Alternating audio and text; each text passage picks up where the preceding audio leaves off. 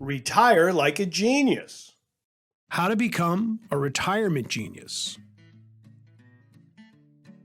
What is retirement today?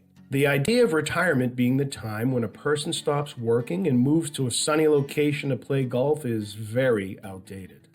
Retirement today really means a transition from doing what you have to do to doing what you want to do.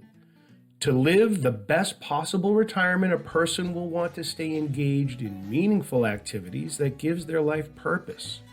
And if that can generate income, then all the better for extending their finances and their life.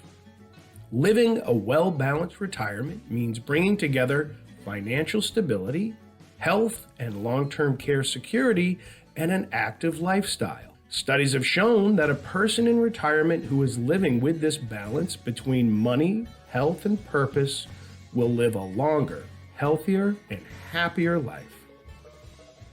Retire like a genius. It's always best to work with information and experts to help you navigate these tricky issues. So visit Retirement Genius today to learn more about how to retire like a genius.